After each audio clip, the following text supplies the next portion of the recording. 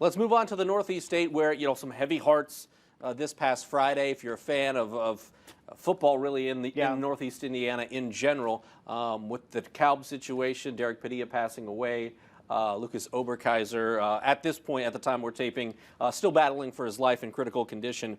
From a football perspective, obviously that's secondary, but since we're talking football here, New Haven doesn't play a game last week. Obviously very emotional week for anybody involved in the Northeast state. They've got Leo this week. It's a championship-type game for that conference. What do you see being the big keys, Leo, at New Haven this week? Well, I want to see how Leo's youth handles playing a very good team. Leo, 3-0, sitting pretty right now, but they really haven't been tested. And there's a lot of guys on that field on both sides of the ball that really haven't been in a big game before.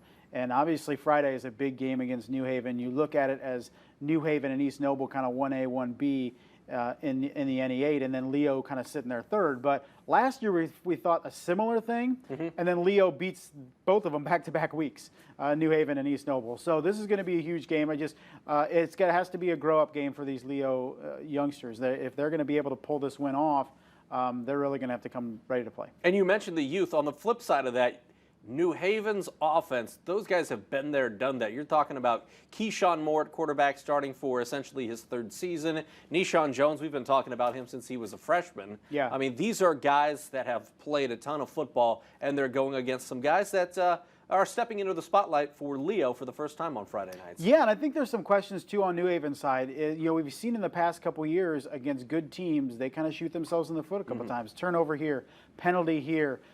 Can they limit those? And you would think with the experience, guys like Keyshawn Moore and Nishan Jones, guys like that, they should be able to cut those down to a minimum. And that's what they're going to have to do if they're not only going to beat Leo, but also East Noble later. So you would think with a veteran group of New Haven, they should be able to minimize those mistakes, because those things is what cost them the last couple years in the NE8. And you take a look at who New Haven has played. They played Heritage in week 1. They played Lakeland in week 2. So this is going to be, and then obviously didn't have a game last week. This will be their toughest opponent yet. Yeah, you're 4 weeks in, I should say. So how much do we really know about New Haven at this point?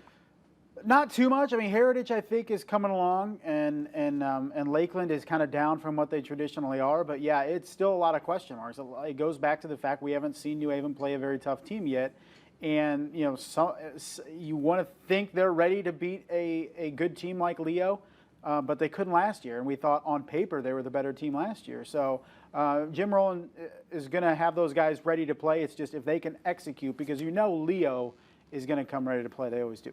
Trenton Bonner, Chris Farrell, man, those are guys that have some speed, that have shown playmaking ability. How do you limit what they do if you're New Haven? Because New Haven is a team that has speed, has size, has athleticism. They could have the type of personnel to try and shut those guys down. Yeah, I think those are the keys. If you can shut down those two guys and really make other guys beat you, and I think that is the key to really winning that game for New Haven. I think New Haven's going to be able to move the ball. They're going to be able to score points. It's that defense. Can that defense keep Leo off the scoreboard? And you would think with the experience that New Haven has, they should be able to do that. But Leo, they always surprise us. They always, we thought when they went to the ACAC NE8, they're going to need a couple years, but they share the title last year, and they're in position right down now to make a big splash on Friday night. They hit the ground running. Could be a big game for A.J. Restivo, their sophomore quarterback, as they get tested. Maybe they try and stop Trenton Bonner, stop Chris Farrell, and A.J.'s got to win a game for him. We'll see about that on Friday.